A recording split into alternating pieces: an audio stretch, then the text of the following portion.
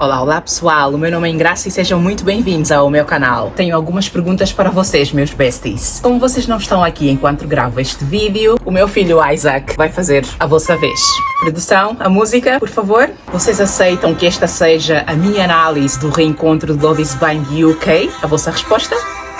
O Isaac também diz que sim. Vocês prometem que vão subscrever ao canal, deixar o vosso gosto no vídeo e, se possível, deixar um comentário? A vossa resposta? O meu filho também diz que sim. E por fim, vocês prometem continuar os meus besties, honrar esta amizade até que a internet nos separe? A vossa resposta? O meu filho concorda com vocês. Renovados os votos da nossa relação, vamos então à análise.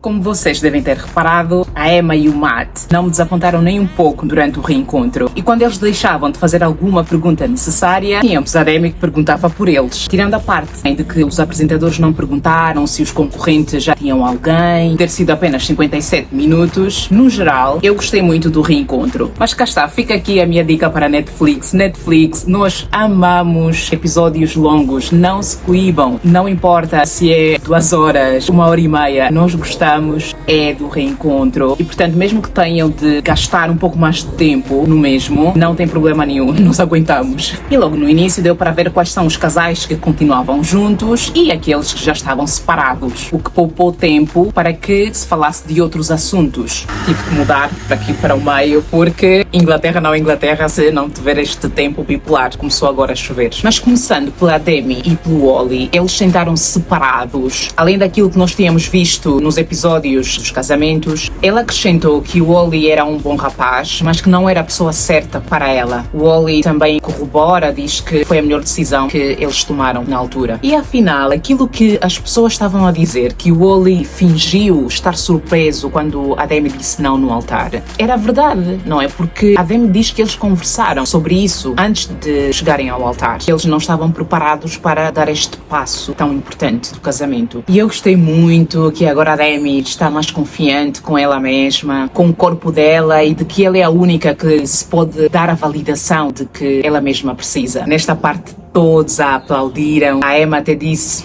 isso mesmo, Demi. Depois o Ollie ficou chateado pelo fato das pessoas comentarem que a Demi não faz o género dele, quando o histórico de namoradas dele são mulheres que se parecem muito com o físico da Demi e não com o da Catherine. Depois a Demi intervém e diz que não gostou nada quando a Catherine disse que no mundo real ela e o Ollie não iam funcionar como casal. E depois a Catherine tenta lá se justificar, a dizer que não falou aquilo por mal e que só queria ver a Demi feliz. E como a Jasmine não tem papas na língua, ela interviu, perguntou a Catherine: então se não tinhas más intenções, por que disseste que a tua boca iria causar-te problemas? Indiretamente estavas a insinuar que eles não se iam dar bem devido ao físico da Demi. E a Catherine, quase a chorar, continuava a dizer que não foi nada daquilo, que não disse aquilo por mal. E foi aí que o Matt e a Emma interromperam, porque as coisas estavam a ficar um bocadinho tensas ali para o lado da Catherine. Depois a Emma questiona a Ollie sobre a Charlotte.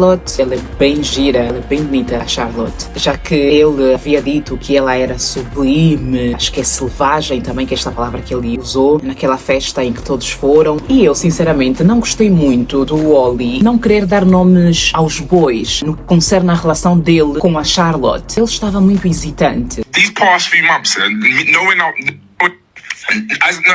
promise, and it's been a week. Parece que ele estava com dificuldades em dizer diretamente e francamente que eles os dois estavam juntos, tinham desenvolvido uma relação após o programa e que foi de forma gradual, não foi algo que acabou o show e eles começaram logo a namorar. Mas sim, se eu fosse a Charlotte, não ia gostar muito desta dificuldade que ele teve em dizer claramente que eles estavam juntos. A Demi foi a um podcast e ela disse que a Charlotte na altura chegou a conversar com ela e a tentar saber como é que ela estava em relação ao Ollie, como é que estavam os sentimentos dela em relação ao Ollie, mas ela diz que o Ollie não fez o mesmo, não comentou nada sobre isso. Se calhar deve ser por isso que o Ollie não estava assim tão à vontade de falar sobre a Charlotte durante o reencontro. Depois a Emma pergunta se a Demi sabia desta relação da Charlotte com o Ollie e ela disse logo que adorava a Charlotte. Ela voltou a repetir que o Ollie é um bom homem, mas que não era a pessoa certa para ela. E depois ela faz uma provocação provocação a Charlotte e pergunta: e o Wally é a pessoa certa para ti, Charlotte? E a Emma diz: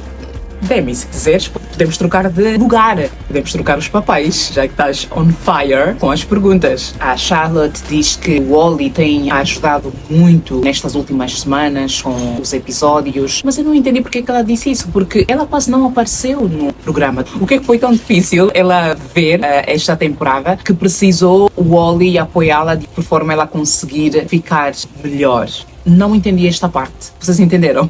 Por favor, ponham nos comentários. A seguir temos o Steven e a Sabrina. Olha, que decepção. Especialmente com o Steven. O príncipe virou sapo. Eu até pensei que a Netflix queria nos confundir porque eles fartaram-se de dar spoiler no Instagram sobre o reencontro. Eu assim, talvez a Netflix quer que nós pensemos que eles não continuam juntos quando ainda continuam juntos. E eu tenho de concordar com algumas más línguas que dizem que parecia que o Steven estava a fazer gaslighting com a Sabrina. Eu acredito no que a Sabrina esteve a dizer, apesar de eu achar que ela não precisava entrar em alguns detalhes. Deu para perceber que o Steven afinal não era aquele príncipe que nós vimos durante os episódios anteriores. Eles não se entenderam onde eles iriam morar e a Sabrina diz que a distância, infelizmente, foi dos grandes fatores para o fim da relação deles. Ela disse que o Steven não era consistente com ela e também na relação deles. Ela queixou-se também que o Steven não gostava de falar ao telefone, nem enviar mensagens,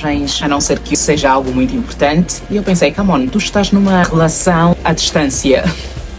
Não tem como. Não é, se tu realmente amas a pessoa com quem estás, tu vais fazer um esforço para tentar manter contacto com aquela pessoa e de forma mais frequente. Afinal, eles estavam casados, não é? A Sabrina também disse que era sempre ela a fazer sacrifícios pelo Steven, mas já o contrário não acontecia. Ela até foi para Londres umas 7 vezes, mas o Steven só foi para Belfast 2 vezes. Portanto, só aqui já podemos entender como era a dinâmica do relacionamento deles e o que fez com que eles, infelizmente, se separassem. Quando eles estavam prestes a discutir, os apresentadores tentam acalmar os ânimos e passam para o Bobby e a Jasmine. Eu sempre que via o Bobby e a Jasmine, eu dizia sempre, este casal é-me familiar. Eles me fazem lembrar alguém, mas eu não sei quem. Mas estes dias vi um story no Instagram e eu assim, bingo, são eles mesmos. Eles me fazem lembrar o John Legend e a Chrissy. Não acham, besties? Deixem nos comentários se eles não são parecidos com o John Legend e a Chrissy Teigen. Este casal continuam juntíssimos, que até já estão a pensar em ter filhos, em construir uma família. O Bobby mudou-se logo para Londres para viver com ela. A esta altura, a mãe da Jasmine também já aprova o Bobby, diz que o aprova 110%. Que mudança boa. Depois apresentaram sobre o que eles fizeram no último ano, portanto, uns fofinhos. O próximo casal é a Maria e o Tom. A Maria diz que se sentiu ofendida pelo Tom ter dito que queria criar filhos independentes e fortes, como se a Maria e os irmãos dela não fossem assim. Depois também a Natasha falou que se referia ao passado quando falou com o Tom, que se tinha apaixonado por ele. Eu sinceramente não entendi esta parte. Eu até agora estou em dúvida se ela disse no presente ou no passado, mas eu acho que ela disse no presente, mas pronto, acho que a Emma tentou maquiar a coisa para que não parecesse que a Natasha estava a dar em cima do Tom. É outro casal que também está separado, apesar de eles continuarem mais ou menos amigos. E ainda sobre a Natasha, a Emma pergunta se há alguma tensão entre eles e o Tom diz, não, a tensão é aqui entre mim e a Maria. Depois a Emma se ajoelha, praticamente implora para que eles digam que continuam pelo menos amigos, mas realmente as diferenças culturais foram o grande fator para a separação deste casal. A seguir temos o Benaya e a Nicole, que continuam juntos e cada vez mais apaixonados. Parece que a Nicole entrou bem na vibe dele de viajar e das aventuras, tanto que eles até estão a programar ir para o Ghana no final deste ano. Foram mostradas fotos inéditas sobre eles, sobre como eles estavam apaixonados, quando ainda estavam a conversar nas cabines, o que eu achei maravilhoso, sinceramente. Não se perdeu tempo a rever a história dos casais, até porque alguns já não estão juntos, por isso, para que chover no molhado? Depois o Sam entrou e ficou aquele clima estranhíssimo e tenso na sala. Disse que não tem sido nada fácil lidar com as críticas na internet. Só que ele começou a falar e a falar, mas não dizia nada. Até que a Debbie interviu mais uma vez, porque ela realmente estava on fire, e disse, pede logo desculpas a Nicole. E só assim é que ele pediu desculpas. Mas a Nicole disse que era mentira o facto de supostamente ela ter pedido para ter relações com ele. Por fim, temos a Catherine e o Freddie. Para ser bem sincera, eu acho que os apresentadores pouparam ajudaram muito a Catherine, já que ela é muito sensível e tem também a tendência de chorar quando apertam mais com ela. Eles também tiveram muito pouco tempo para falar sobre este casal. A única coisa que recordaram foi sobre os momentos mais emotivos da Catherine, quando ela parecia chorar. Gostei também da intervenção da irmã do Freddie, de que ela mantinha a mesma opinião, que eles não eram compatíveis. Diferente de muita gente, eu achei que fizeram muito bem em não relembrar aqueles episódios dela com o Ollie e com o Sam, porque ela e o Freddie já não estão juntos. Agora, se estivessem juntos, aí sim faria sentido, tal como os apresentadores decidiram trazer o Sam para falar sobre a situação dele com a Nicole. A Catherine já está a namorar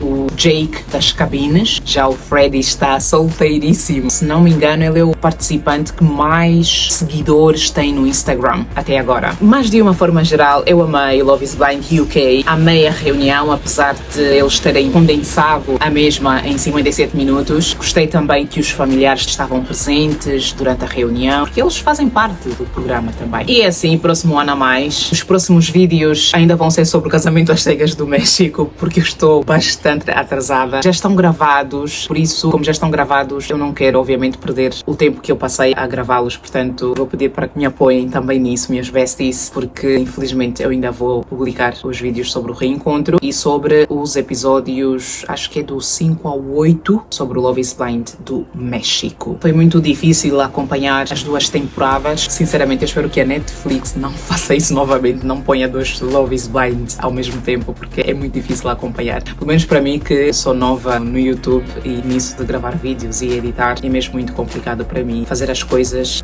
em tempo recorde. Muito obrigada por ter chegado até aqui, espero que tenhas gostado do vídeo. Não te esqueças dos nossos votos no início deste vídeo, de subscrever ao canal, de gostar do vídeo e vemo-nos no próximo. Eu e o Isaac mandamos um grande beijinho a todos vocês. Tchau, tchau!